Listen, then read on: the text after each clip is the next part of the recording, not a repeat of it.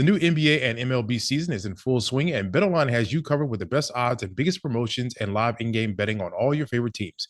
Head to BetOnline today to stay updated on all the action. BetOnline, the game starts here. Are you looking for a new job or want a career change? Look no further than Monster.com. Need a little help standing out? Our expert resume writing services will make sure you shine. Want to brush up on your interview skills? Engage with our AI interview prep tool. Want some advice on negotiating your new salary? Visit our salary tools and extensive library of career advice articles, and you'll have all the tips and tricks you'll need to succeed. Visit Monster.com today and take the first step towards your career. Monster.com. Find your right job fit. If you're looking to streamline your audio advertising buys and maximize your revenue, look no further than Triton Digital's programmatic audio advertising exchange, A2X. The private exchange consists of only licensed broadcasters and top-tier internet radio publishers, assuring the quality inventory and brand safety you can trust. Visit www.tritondigital.com to learn more. She has risen to heights that few entertainers ever reach, releasing albums at an unprecedented pace, breaking countless industry records and connecting with hundreds of millions of fans around the world. Her influence as a performer is undeniable.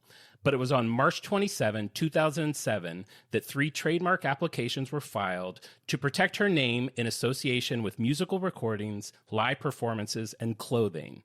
And a brand was born. And that's why this episode of On Brand is on Taylor Swift. We're all jazzed up, nearly having a cow. And what's your favorite show? And it's on right now. It's on Brand. Hey, welcome to On Brand with Jon and Marisa. I'm Jon. I'm Marisa. Marisa, I am still in recovery mode from Taylor Swift. I have had an unreal week with this woman. I've been to her concert, as you know, 2 times, and it's such an experience. I'm so excited about this episode. I think the big question that I want to get out of this episode is something that you have asked me, or actually you've told me for a couple of years now that I'm not convinced, and that is, am I a Swiftie? I don't know that I'm a Swiftie. I know you think I am. Did I just see Taylor Swift twice this week? Yes. Does that automatically make me a Swiftie? Maybe. But by the end of this, I would like to finally have that question answered. There is a Taylor Swift tapestry hanging behind your head right now that I'm assuming you bought. Yes. I feel like, okay, so if we were to do this in like check marks, yes. Owning a Taylor Swift tapestry could be a Swiftie. Definitely could be there. I will say, the merch situation with Taylor Swift, and that's what we're going to get into. This episode is about her as a brand, and the tapestry definitely falls into that category, her merchandise. I went to see this show 3 times. It wasn't until the last 30 minutes of the last show, before I'm about to walk out of there, that I was like, I might need that tapestry. Like, I think the first time I saw it, I was like, tapestry? Who, why? Next time I'm like, no, tapestry. And then I'm like, I think I was with my friend Maria at the show, and we had already gotten merch for her. I helped her get a very coveted hard piece of merch, and I thought we were the Blue Crew. Okay. Is that like a t-shirt? You're not a Swiftie. Taylor Swift makes me feel like a Martian. I know Taylor Swift peripherally. I didn't know until this past week that, like, apparently everybody on the planet that I've ever met is, like, deeply obsessed with Taylor Swift. It makes me feel like I have landed from planet Bleep Blorp and I'm being taught about the culture, the God we worship here on Earth, and it is Taylor. As much as I know about Taylor Swift, I also kind of feel like it's a whole alien thing. And that's why I'm not convinced that I'm a Swiftie, because I have been around now in the last month 210,000 Swifties. 70,000 Swifties at each show. That's a lot. I've seen a lot of people that are definitely more into her than I am. So I don't know. And I forgot, I wanted to put a disclaimer out on this episode to those 210,000 people, plus all the other Swifties that hopefully will listen to this episode. I know how much you love her. I will probably make some factual mistakes on this or say some things that are not 100% complimentary to her. I'm not attacking her. I love her. Please don't come after us. I apologize in advance for any mistakes. We'll correct them however we can in the future. Headline is, we love and support Taylor Swift. We may have a few notes. Right. Yeah. She's not perfect. Even that, like just saying that, I feel like people are going to be like, well, actually, she is perfect, and here's why.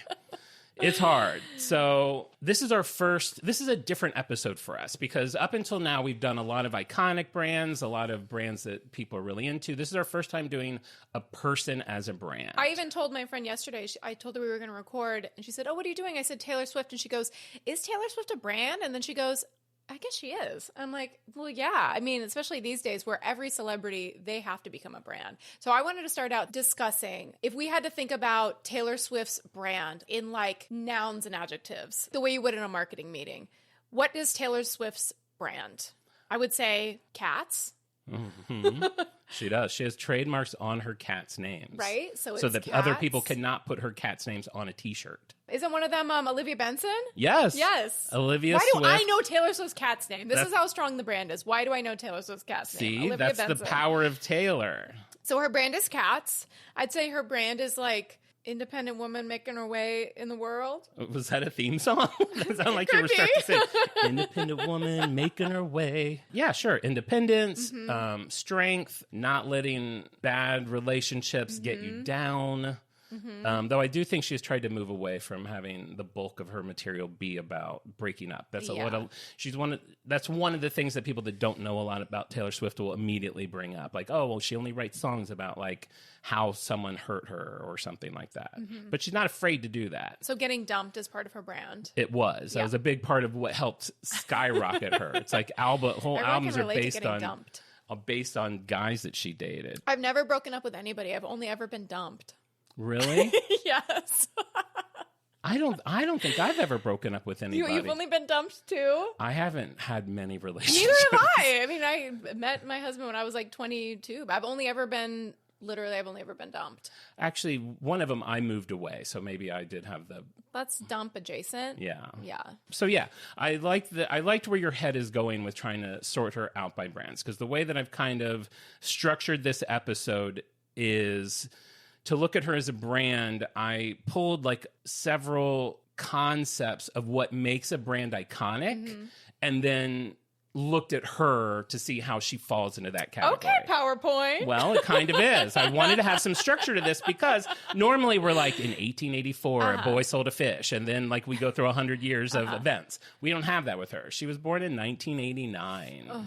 Do you remember when were you in the? I was born in the 1980s. And how old are you again, John? Well, that's not what this episode's about. I don't know how old John is. We've been friends for over 15 years, and I don't know how old he is. That's not what this is about at all. He was not born in the 80s. We know that.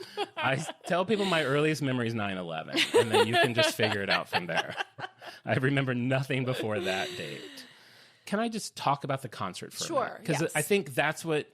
This Eras tour is what is making her so relevant right now. Like, she's literally embarked on this tour. It's been going on for 6 months. She just finished the U.S. leg of it. She's headed There's another leg? There's another leg. Oh, and then my a God. third leg. She's headed internationally for the next year. And then just announced she's going to do some more U.S. dates starting next October, which went on sale this week and have already sold out. People are already selling those tickets for thousands of dollars. What I'm so fascinated by with this woman is everything is just on a level that I've never seen with anyone before.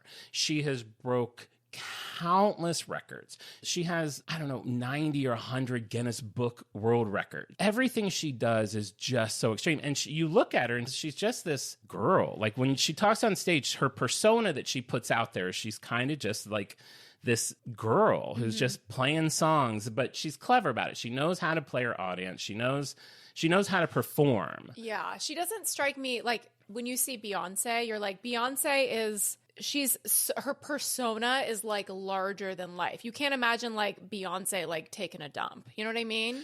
That's so weird that you said that. That's so weird that you said that, because this week after that, I saw Taylor Swift on Saturday. You saw her take a dump? No, but I saw her You on can Saturday. imagine it. And then I was going to see her again on Tuesday, and I was thinking about her Monday. This has been a very heavy Taylor Swift week. But I thought about her pooping. I was like, man, she just poops like everyone else. Like, there's a couple times during the day But where when? She's busy. I know, but like, what does she do during it? Is she just like reading what fans are saying about her? Like, I use my phone when I go to the restroom. Does she do that? Probably. You know what? Wouldn't that be such an iconic celebrity photography book? Celebrities Pooping on the crapper. I don't know if it'd be. Yeah, that would be. Be I'm gonna iconic. yes and you. Barack Yes. Obama. Pooping. Michelle yes. Obama. All the Obamas. Sasha.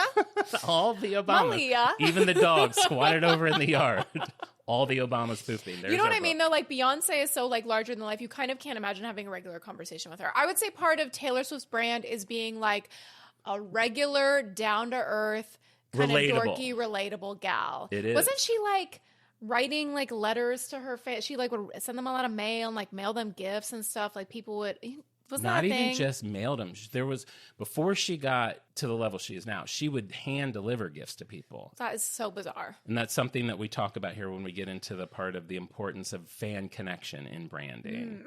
We'll get to that. Okay, so like I said, so this episode, we're going to look at Taylor Swift as a brand. And this is not something that has just happened overnight. This is something that she has crafted meticulously since the beginning of her career. Like we said in the open, she filed trademarks at the very beginning, which is common for celebrities, of her name and stuff. And just so people know, I had to look this up myself. The difference between a copyright and a trademark. A copyright protects original work, like the songs itself. A trademark protects it as a brand. So a celebrity can protect their name as a brand. So if she trademarks Taylor Swift, which she has, and her initials and like every form of her name, she's the only one that can sell that on certain items. And you have to do trademarks for different categories of items. This is whatever, boring It's very technical like stuff, but- Elvis. Isn't like Elvis like trademarked? I'm Elvis? sure, yeah, like the Elvis estate, I'm sure is trademarked his thing. So she is now, you know, she started with 3 applications. Now she has hundreds. She trademarks tour names. She trademarks lyrics from her songs. She trademarks like catchphrases that she's become famous for saying. Her cat's names, like I was saying, like everything is trademarked in her world. Which, Busy lawyer. there's a whole team, the whole TAS team, which we will get to. TAS. It stands for Taylor Allison Swift. Allison? Taylor Allison. She spells it like my sister with one L, which is very uncommon. Usually people with Allison do 2 L's. If you ever meet Taylor, you should tell her that. I will. And Allison, who's listening to this, is probably smiling right now. All right, so Allison. branding. Let's talk about branding. So one of the things that is important with branding is creating brand identity and fan connection. And I'll just read a little blurb about that. The identity of a brand is critical to its success. Brands need to know who they are and what values and messages they want to convey to their customers. But it also needs to know who its customers are, or they're not going to know who to sell to. So that's why this category is important. And I think, and this is kind of what you were talking about when you threw off this conversation about Taylor Swift as a brand, she is so hyper aware of what her identity is supposed to be to her fans. And she knows her fans so inside and out. Like she's like, literally, I could say it for every category in this. Like, she's like this master class of how to pull these things off. And what I find so fascinating about her is, like, you could just look at her and be like, Taylor Swift, that is her. That's her identity. I like Taylor Swift for these reasons. But she has done, which I think is just brilliant. This tour that just happened is called the Eras Tour. And are you familiar with what all that means in this world? No. Okay, so the Eras, she calls every album... Jurassic. Mesozoic. Like, those are eras of life, like of Earth. In her world, it would be like Speak Now and Reputation. Okay. Do these words mean anything to you? Not a clue. Really? Those are albums. So you don't know, do you have any Taylor Swift albums? Shake It Off. Yes, she has that trademark, so you can't put Shake that It on. Off? Shake It Off. I'll pay you $1. You Venmo. can't put that on a t-shirt. Okay, so the Eras Tour, every album is an era. And every era, she has a very specific persona. like a different color theme, a different look. Like for Reputation was when she was getting a lot of backlash because of the whole Kim Kardashian Kanye thing. Like she dressed in black and she wore like leather and she had snakes as like part of her like graphic identity. It's a very dark Taylor. For like Folklore Nevermore, she's like living in a moss covered cabin in the woods. For Speak Now, she's wearing a purple ball gown. So like her identity. It sounds like characters at like a murder mystery party. It kind of is. It's like an escape room. It's like a clue board. Yeah. I think it was Speak Now Taylor in SoFi Stadium with a tapestry. Honestly, a Taylor Swift clue board should happen. Again, the marketing brilliance is coming out of this podcast. Call us. We have great ideas. On record, we came up with this first. If her team, trademarked. Yeah, Taylor's version Clue comes out. But what I think is cool about the Eras is it gives, there's now 10. So it gives her 10 more identities to connect with 10 different kinds of people. It's not just like, oh, I'm a singer-songwriter, Taylor Swift. It's like, I'm Bad Girl. I'm Folk Girl. I'm just getting out of high school girl. Like, it broadens her appeal and her audience to the 10th degree. And every album that comes out, you know, she's got all the people that have already joined the bandwagon. I didn't join until her album 1989, like, because before that most of her music was country. She was Vampire Taylor and you connected. I wish. Reputation is probably closest to Vampire Taylor, and I really do enjoy that Taylor. Of course. It took a little while for me to really get into it, but it was probably that in 1989 are my favorite parts of the show. So she like appeals to everybody, or she'll have her core audience, and then she'll come out with this new persona, and then you're like, I never really gave Taylor a chance, but this feels like it's kind of for me, and then a new person hops on the bandwagon. Right. And then when you hop on, then you're kind of on for everything that comes out after, and then you probably go back and get into, because I'm now getting into the albums that came out before. Who's the real Taylor? That is the question that we will probably never know. We'll probably never know. Maybe my friend Christine knows, who worked on the Taylor Swift documentary. I'll have to get her to call in. She may have some insight on this. I feel like I bring up Christine in almost every episode. But she worked on a Taylor Swift documentary for a year, and I never knew because she had signed so many NDAs, she wasn't allowed to tell anybody. And then one day she's just like, oh, I finished the Taylor Swift documentary. I'm like, what are you talking about? I feel like Taylor Swift lawyers are, you know, they're really making sure Christine is not hopping on a pod to dish the real scoop about who Taylor Swift is. I can confirm. She's constantly on the toilet taking big dumps. You were right.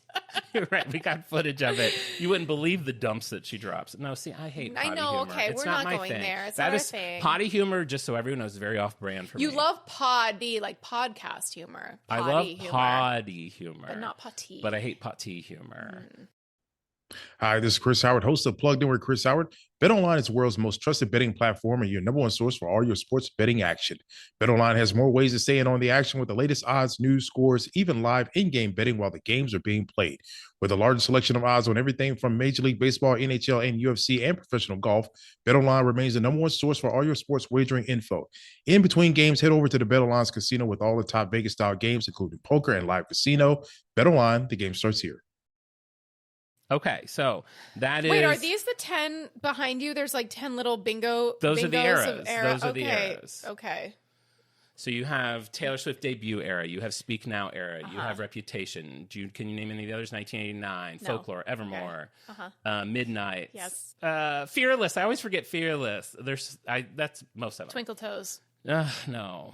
Bingo board. What? I'm looking around. I'm like... Oh, that's what you would name them? These are names for eras. I'm like looking around. They do feel like she's in kind of like a, I don't know, a little costume. It's so funny. What's the big fur coat, the glasses? This is very intriguing. I do feel like I'm in an escape room and I'm like about to solve a puzzle about who the real Taylor is. That's funny. I forget which part of this it is, but I did reference there are definitely parts of her life that feel like you're in an escape room. Yeah. It's all a lot of clues. There's a lot of like so many clues. Yeah. That's going to be the category that we talk about next, which is fan engagement, which again nobody does it better than nobody does it better than Taylor. People call her Tay Tay. Yeah, she has several nicknames. A little creeps in. You know, even though I don't have the door open, culture creeps in. I get Taylor Swift, I get Tay-Tay. I love that you know Tay-Tay. That's one of the reasons I feel like that I connect with Taylor Swift is because, as you know, I also have several nicknames.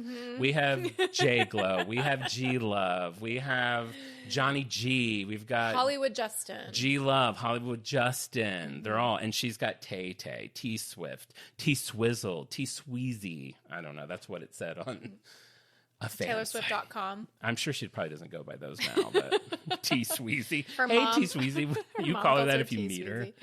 Okay, so fan engagement. That's the next category I want to hit with this branding.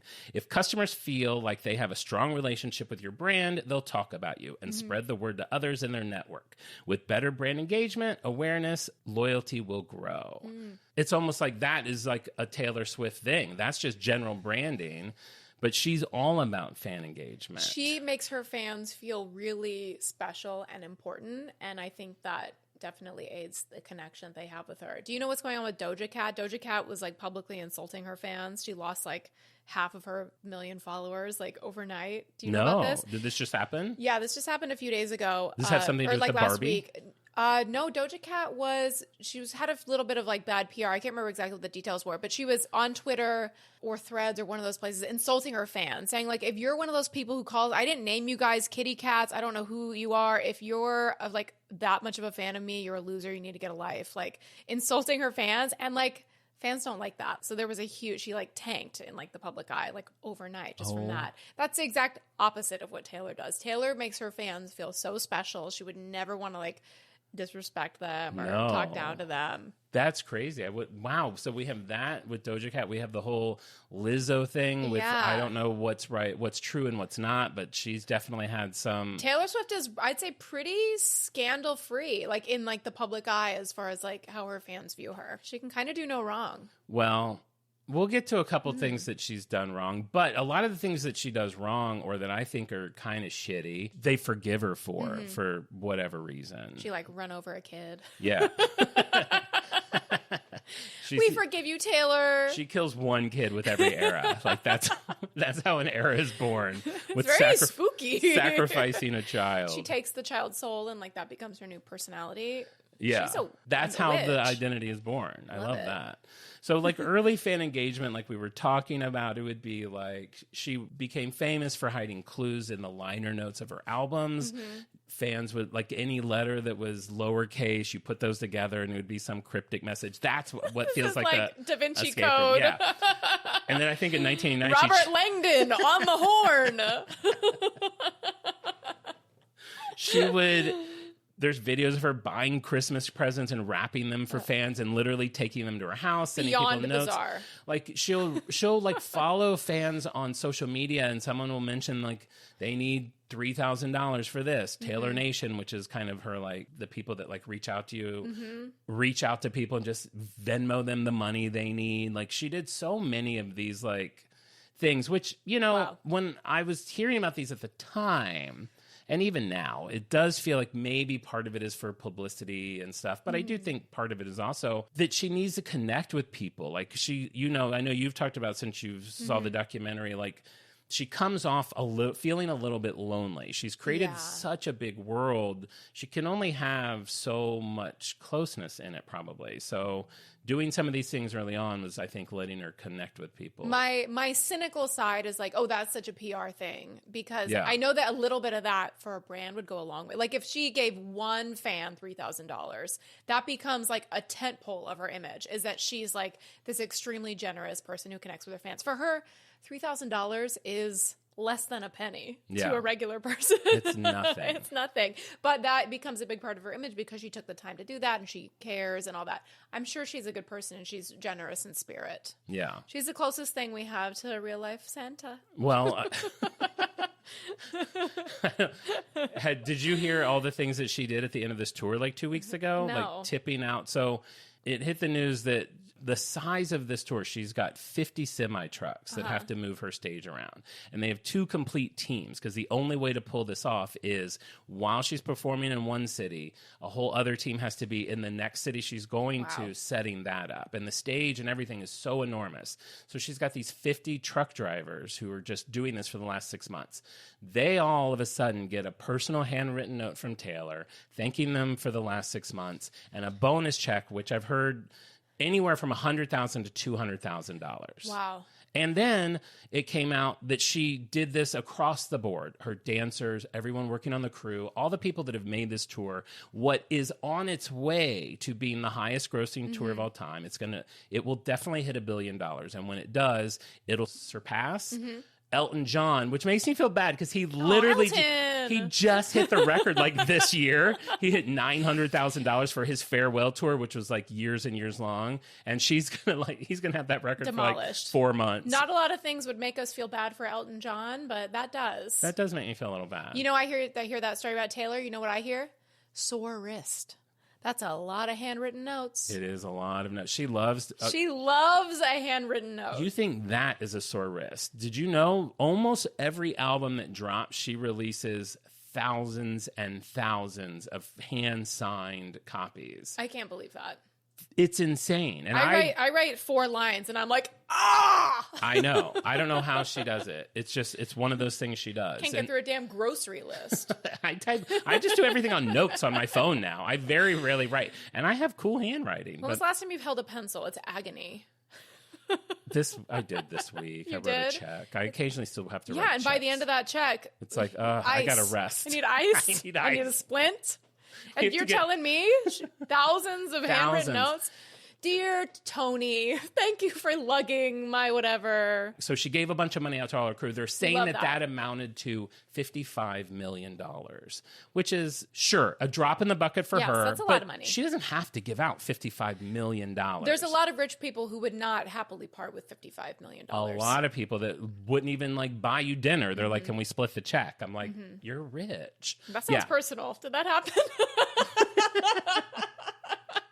No, but I'm just thinking. I'm sure that happened. I'm sure it's happened to someone. When you look at the handwritten notes and when she has these moments where she just talks on stages herself, there is something about her that comes across as I feel like this will get Swift-flash. Not she's kind of stuck, kind of in this girl phase. Like her handwriting looks like a girl would write in a notebook, where she's writing her boyfriend's last name with her name. It's very, eyes are dotted with hearts. Yeah, big and loopy. It's kind of, and maybe that's just how she writes. But that is kind of part of her brand because her audience, I imagine you were at the show, is primarily, and I know you were there, and I don't think you're a 16-year-old girl. I don't know how old you are, but I don't think you're 16. No. So I think that is part of the brand to appeal to these young women, right? So is that the handwriting? Is her handwriting all part of it? Her public handwriting, is it different when she writes in person? Honey, it might not be her writing. It could be a monkey with a pen duct taped to its paw. No. We don't know that. She writes these things herself. She writes these herself. She posts videos of her signing and writing these things herself. It's not her head in frame and then a monkey's paw creeping in the bottom corner. Look closely, zoom in. Do you see fur? A very hairy hand. Actually, I've never seen her hand and her face in the same shot. Well, there you go. Now that I think about it. There you go. No, I have to believe they're hers because I've invested considerable inside Taylor Swift merch on autographed Taylor Swift material. So we'll throw that in. That is he a Swiftie? Oh, I forgot. That's the question. We have to keep getting back to that. Oh, yes. I buy into the autographed things. How much financial investment have you personally, not a Swiftie, made into the brand of Taylor Swift? Overall? That I don't know how to add. Well, let's do some math. Bust out your calculator. What I will say. Tapestry, 40. 35, yeah. T-shirt, 40. Yeah. And a street one for 15. Was it just the T-shirt and the tapestry? No, posters. How many? How many? How many? Well. Why are you buying posters? You don't have a dorm room to decorate. What are you doing with these? That's so weird that you said that. When I bought the tapestry, I was like, Maria, I don't know what I'm buying this tapestry for. I guess my future dorm room. I mean, this tapestry seems like it was designed for a dorm room. Like it has little two like grommets at the top. I wouldn't be surprised if those fit on like hooks that are in every standard American dorm room. When I saw it hanging up, I told Maria, I hope it comes with metal grommets because you couldn't see it up there. And I was very happy that it did. Thank God for the grommets. Thank God for the grommets. Okay, so you're talking about how much have I spent on Taylor Swift. That's too hard of a question to answer. What I will say... Okay, so it's more than 1,000? Are we including tickets? Yeah. The tickets alone for the 3 shows. Okay, so tickets, merch. Albums? Albums? You've bought albums? Well, okay. Autographed albums? I'm going to focus on one album. Okay. The Midnight's album. Okay. So this falls under her marketing genius, in my opinion. Mm-hmm. Last year, or 2 years ago, I forget how long it's been now, I think it was last year, released the Midnight's album. When she did that, on the back of the album was 1/4 of a clock. If you wanted the whole clock, you had to buy 4 copies of the album. What do you mean a clock? A clock. So it was like, it had a picture of her, like a cute picture of Taylor, and let's say one of them had like a 12, an 11, and a 10. And then the next one had 9. That's not a clock. That's like a picture of a clock. It's the beginning of a clock. Oh, God. So you buy all 4 of these albums and you lay them out and you have 1 through 12. Then you will escape the room in less than 60 minutes. I mean, right? Like, what are we doing? What's happening? It gets better. What's happening? So I bought 4 vinyls and 4 CDs. CDs? Why? Because she put them out there and they were signed.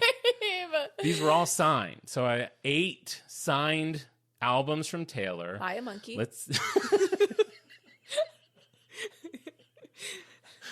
The best paid monkey in the biz. Then I had to buy the clocks. She sold clocks, like just the hands. Like they sell at Michael's? But these are wood and they say Taylor Swift on them.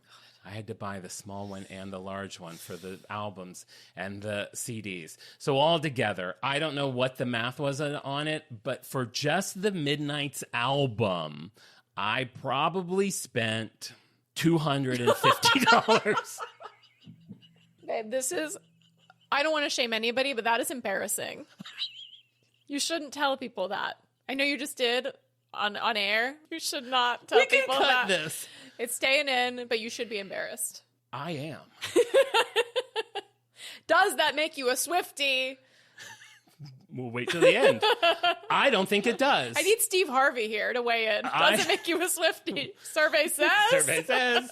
Ding. Now, I don't know. Did you make the clock? No. Is it all just sitting in a tub under your bed? I wish. That stinks. I had a tub. Where are they? They're just... The boxes for the clocks are just sitting on the floor by my records, and the records are just in a pile with all my other records. This is a disaster. This is like Disneyland when you go and it's like a balloon is like $25. And you're like, a balloon? It's like, well, it says Disneyland on it. Yeah. No. It's like if you went to Disneyland and you're like, I'm going to buy a balloon, but this balloon only says DI on it. This is how I think she screws her fans. And I give a little bit of leeway with Midnight's because I do think that was a clever idea. What I don't like is this week she announced a re-release of one of her albums. We can go into the whole re-release story if we need to. I woke up and my niece wrote me that she released 4 versions of the CD. The only thing different about them is 4 different covers, and each comes with 5 Polaroids. So 5 different Polaroids in each set. So my niece bought all 4 of those, which is, I understand. I would have too. And the vinyl. So within a minute, my niece had spent $100. One person spent $100 on a re-release of an album from 8 years ago. An album she already owns 4 identical versions of it. Well, it's different. CDs? For these re-release albums, she's re-recording them. So But are they CDs? Yeah, she bought 4 CDs and 1 vinyl. This is how I think she screws her fans. And this is what I was saying earlier. This is something that I think is wrong of her to do, but her fans forgive her for it. Another thing, can we get into the Midnight's thing again? Now we're off track, but now I'm all worked up. These are the things that make me mad about Taylor Swift. Okay, let's go back to the clock. Here's another reason people bought the clock, including me. When the clock came out, it was right after she announced this album. Surprise, I'm releasing an album. It's on the website. Buy these 4 versions. Limited edition. Clock at the top of the website. You have 2 days to buy these 4 versions of this album. There's a brown one. There's a green one. There's a blue one. And I forget, an amber one. Sorry, kids, no dinner tonight. Right. We're buying Taylor albums. You have to make this decision now, because if you don't, these are gone forever. The clock's going down. People are sweating. Do I just get one? Do I get them all? Insane. The clock ends. They go off the website. 1 week later, for 2 more days, we've decided to give you another chance, just in case you regretted not buying these albums. They're back. Clock's back. Are you going to do it? Oh, yeah, I got to do it this time because I didn't last time. I've regretted it all week. Clock goes down. They're gone. Then they show up at Walmart. They showed up at Target. They showed up at every single place that you could buy records. Like, out and out lie to her fans that these are limited edition. You can only get them in my store. I think that is so wrong. Do you think they didn't sell enough of them via her store, so then they had to push them to other places? Who knows? That's super shady. Super shady. So she's not perfect, but I do think she's a genius. I think all that was planned. I think it all maximizes sales. And that's what all of this stuff comes down to. All the fan engagement, the brand identity, consistency, eras, it's all part of creating a brand, but it's all about making money. At the bottom line of all of this, it's about making money. So she didn't give the money to those truck drivers. Your niece did. My clock money is helping schlep her stuff across town. And even for some reason, knowing all this, I'm not even mad. It's like, meh. What are you going to do? I decided. You have the option to not buy the clock. Exactly. And that's what her fans say. Though, I still think it's wrong to buy it under the guise of like, wow, I'm getting something limited edition that was only available for 2 days. Yes, to kind of like fake exclusivity feels like kind of shady and misleading to the fans. Yeah. And she doesn't offer free shipping on music products on her website. Wow. And I find that very insulting. She knows how to get her money. But okay, so there's enough bad. Now the fans are going to hate us. Let's talk about a little more. Nobody can accuse you of not loving Taylor Swift. I mean, look at you. Look But at I'm your not a wrist. Swiftie. Look at your wrist. You said, I'm not a Swiftie, and then brought your wrist into frame. I'm not a Swiftie. Look at you. These are the bracelets that I got from the Eras tour. The bracelets. My Are God. you familiar with how the bracelets work? Everyone made bracelets with either their favorite song titles or albums or just funny things that Taylor says, and then they would trade them. It was very grade Very school. Magic the Gathering. I met my good friend Terry Hatcher there and her daughter, and they made me these 2 bracelets. We'll post them on Instagram. Very fancy beads, very beautiful. They were made out of love. And then all these other people, I didn't trade with anybody. I got this many bracelets not having any bracelets. Wait, you didn't make any? I didn't make any. Oh my God. I know, but my friend Maria did, and she would trade with people. And it's fun. It's all community. There's people that made entire outfits out of bracelets. There were some people that made giant bracelets that look like a big sash. Oh my gosh. People are very creative at these things. It does feel like the perfect timing for people to get excited to go to a live show. People want to get dressed up. They want to trade. They want to commune. They want to celebrate coming out of this kind of like dark times, pandemic era. Yeah, and during that pandemic era, you probably don't know this, she released 4 new albums. Like, she's just been a beast. So, like, this concert that we were supposed to go to in 2020 seems obsolete now because now she's got 4 new albums. She introduces them as if they're her children on stage. And yeah, everyone just needed, and it's like a greatest hits thing. So it's just like this perfect storm of like, anyone that even remotely likes her would go to this because it covered everything. Okay, so let's get back to the branding aspect of Taylor Swift. We've already talked about brand identity and fan connection. We've talked about fan engagement. The next point I wanted to hit was branding and sales, which we've kind of already talked about a little bit. And the blurb about that is effective branding makes you more visible, identifiable, and memorable. It attracts attention and drives sales. You also get better margins as your customers are willing to pay more for products and services from companies you know and trust. So that kind of goes with what we were just saying about the clock and the multiple editions of the same thing. We loved, and when I say we, I don't mean we Swifties. I just mean we humans. who are fans of Taylor Swift, we have grown to really trust her and root for her in a way. So she has done this again to the extreme. So you like Taylor enough that even if you kind of feel like what she's doing is a little shady, a little dubious, you're happy to give her money because you like her as a person. I think so. And I think it's also because it is on brand for me to, as a collector and being very brand loyal to things, she is now one of those brands. It's in my tote bag of things. If she creates it and wants me to have it, I'll get on board with it. That being said, not across the board. Like if you look at her web store, it's like a Target. It's like there's a tab for every era. So there's like whatever era you're into, you click that tab, there's the shirts for it, there's the merch for it. It's so overwhelming how much stuff is in there. I've only bought a couple clocks. What does she have? Like beach towels, Beach mugs? blankets, mugs, bracelets, limited edition things like record totes and snow globes. And it's Snow globes? every Christmas there's a snow globe. They sell out like that. Like, yes, there's so much merch. It's the sales. If you're a Swiftie, which I'm not saying, I don't own a snow globe. I don't think that's the test. I think that's part of the test. I think 2 clocks equals 1 snow globe, math-wise. Am I doing that math right? Honestly, for the clocks, for me, they were such a unique thing. As someone who has worked as an archivist and an Emmy Award-winning researcher. Yes, I don't know how you're relating your Emmy to justify why you had to buy 2 Taylor Swift clocks, a total of 8 albums. I just thought if I don't think that has anything brought to do it with up, your Emmy. it might add some cred to it. It's like, in a weird way, and this is going to be hard to explain, it's like I picture... What? Sorry, what do you picture? I picture someone like looking at these clocks in the future. Who? Someone who? I don't know. My kids. Kids? I don't know where life's going to take me. But someone will eventually come across the tub. If anybody wants to be adopted by Jon, send us a DM on Instagram. He's in the market for a child. Someone will find these unopened clocks. These unopened? You're planning on never opening them? Babe. I don't have any space. I have no... Do you know how big a clock made of 4 vinyl records is? Wait, oh my God. I didn't even think of it. Okay.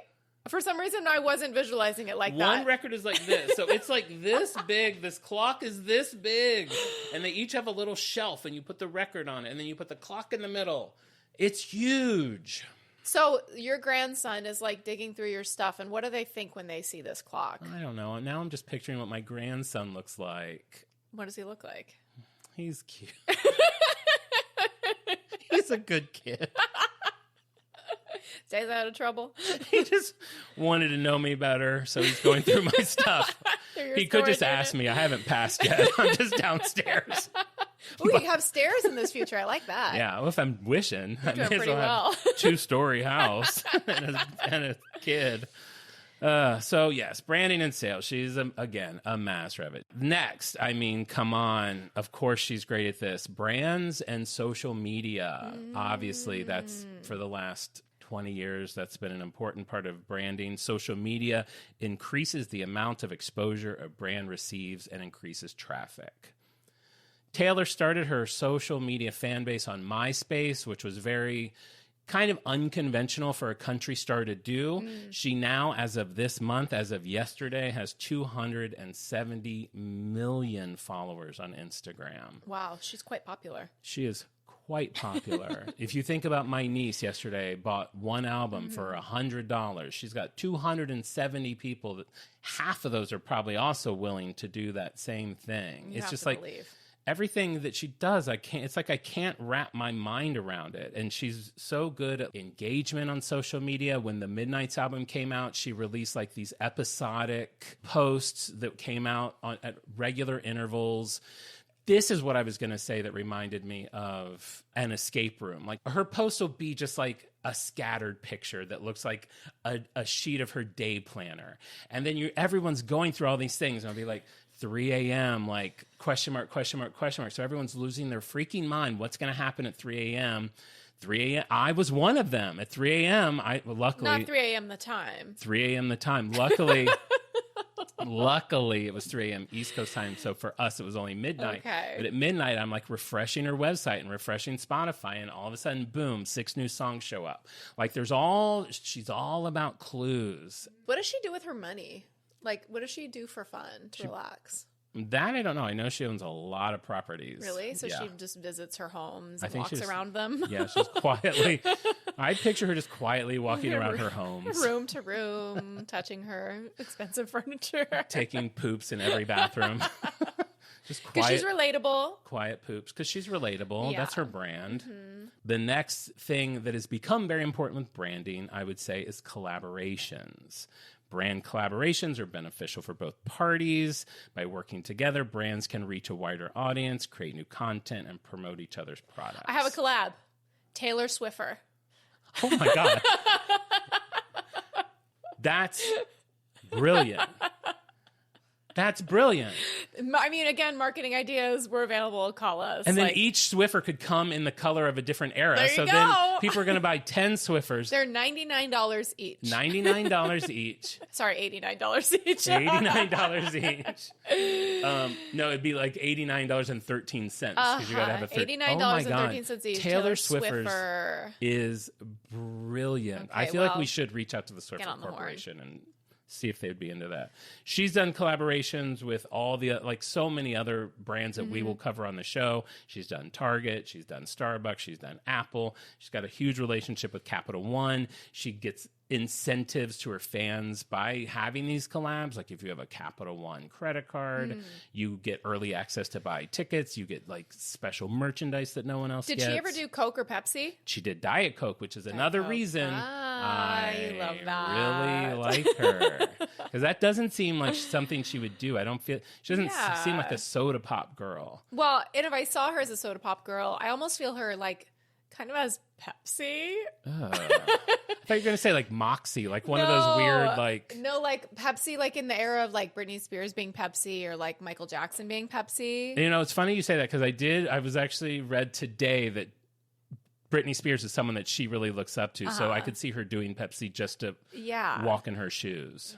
So those are most of the bullet points I wanted to hit about what makes a brand. I then kind of wanted to pivot to protecting a brand. And that's where we come in with the whole TAS team that we were talking about earlier.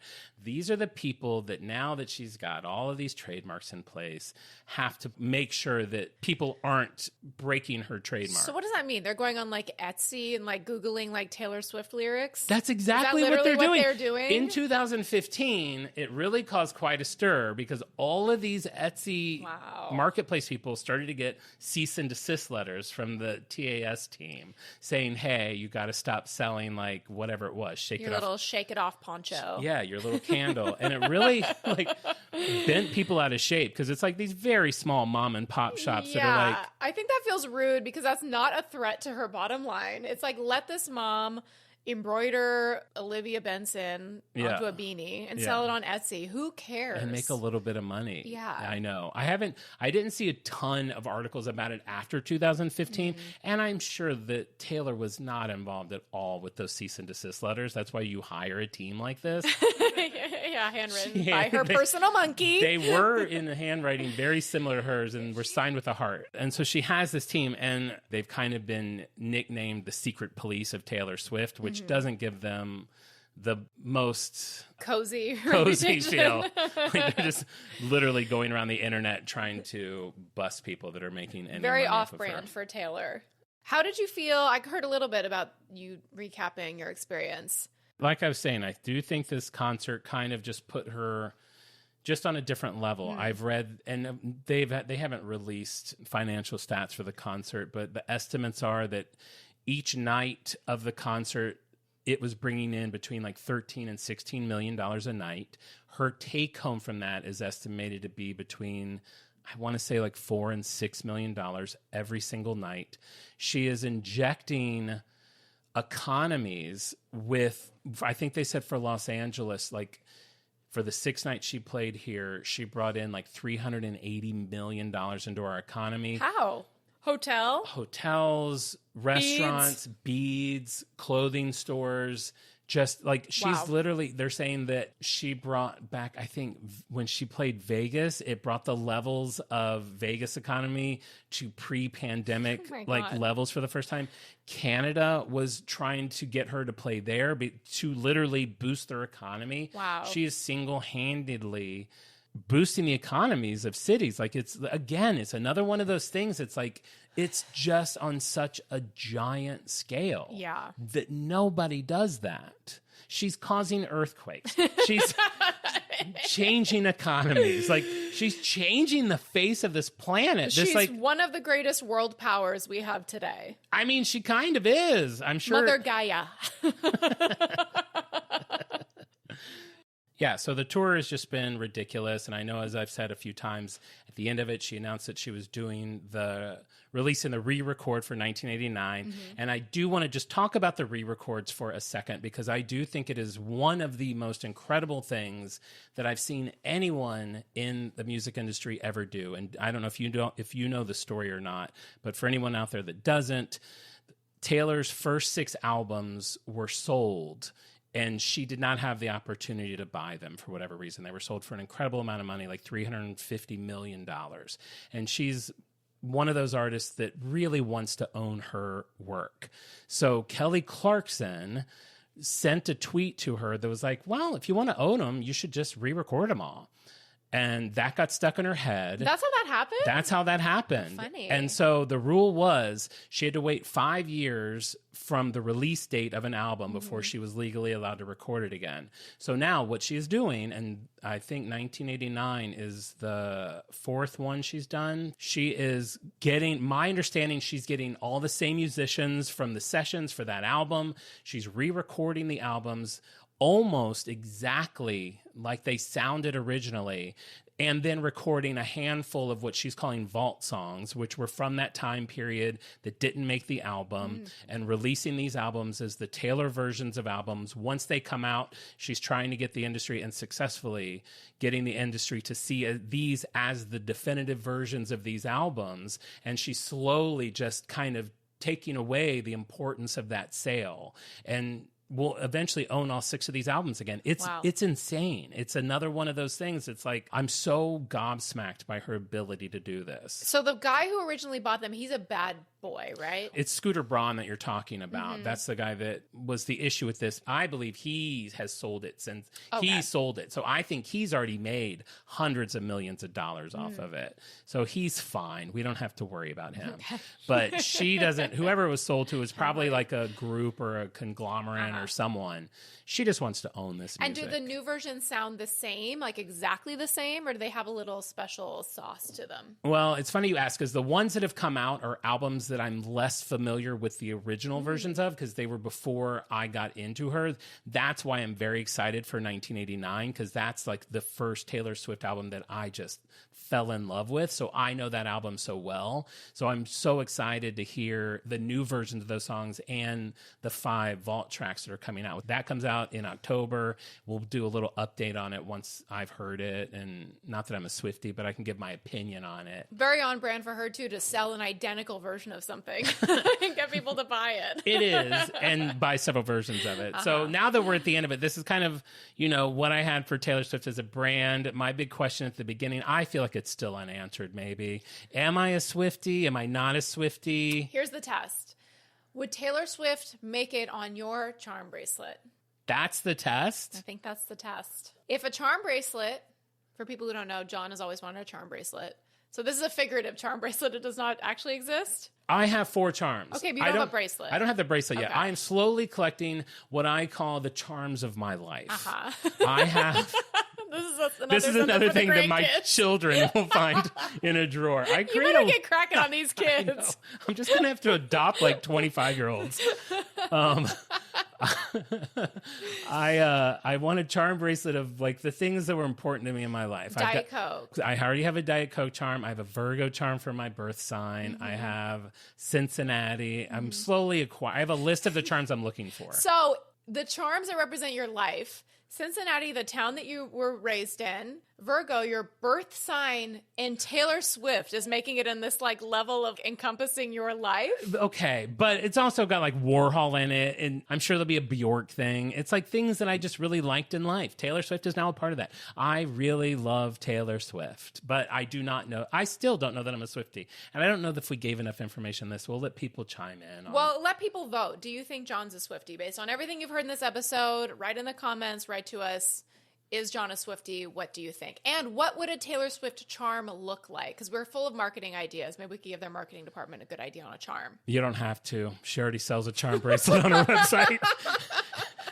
And I considered buying it, but... It's a pre-existing charm bracelet, not an individual charm? It's a pre-existing... It's like charms of her life, so it's like whatever. Uh-huh. Well, which would be yours? What would your Taylor Swift charm be? I don't know. That's a great question. Would it just be like her head? Number 13, her head? Maybe a 13. Maybe not her initials. That seems weird. I don't know. We'll have to think of what a good charm would be for her. Okay. All right. Well, that's Taylor Swift as a brand.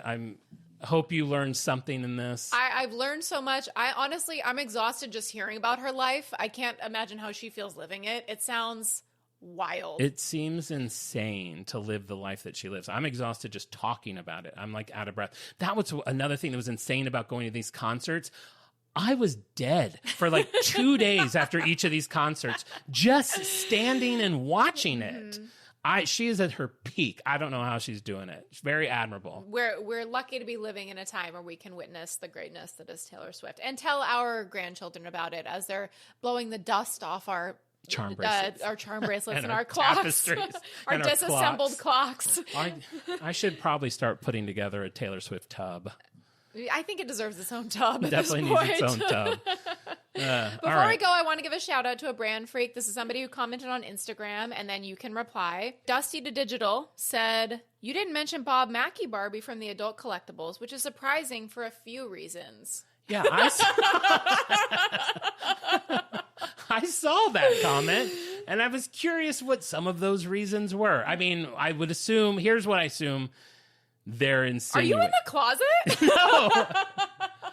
I'm assuming they're surprised we didn't bring it up because it's a big part of her fashion. Mm-hmm. I will say, with things like Taylor and Barbie and some of these brands, they are so enormous. Barbie could be like a 4-part series. It could. Like, there's just so much there. I even threw out maybe doing it as a 2-part and was shot down. We just can't cover everything. Yes, it is possible that we might leave a detail or two out. But obviously, we love Bob Mackie. We love Bob Mackie. I have a Bob Mackie Wheel of Fortune collab scarf from our producer, Alistair. Wow. You should wear that sometime on cam. I'll definitely wear it. If the other reason they're surprised I didn't bring that up is because I am a homo, it is... I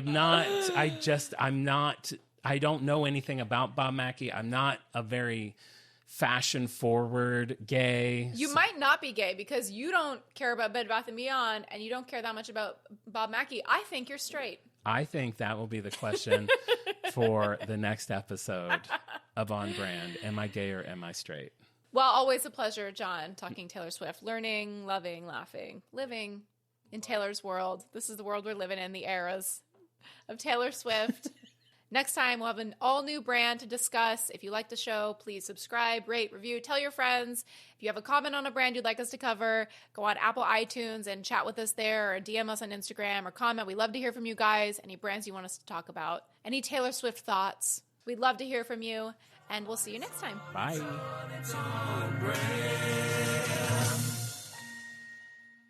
Is 13 one of her numbers? Mm-hmm. This is episode 13. Oh my God. Taylor would love that. Oh my God. Rakuten is the smartest way to save money when you shop because you earn cash back at over 3,500 stores. Fashion, beauty, electronics, home essentials, travel, dining, concert tickets, and more. Your favorite stores like Lowe's, Levi's, and Nike pay Rakuten to send them shoppers. And Rakuten then passes on a part of that payment to its members as cash back. You're already shopping at your favorite stores. Why not save while you're doing it? It's a no-brainer. Membership is free and easy to sign up. Get the Rakuten app now and join the 17 million members who are already saving. Cashback rates change daily. See Rakuten.com for details. That's Rakuten. Your cash back really adds up.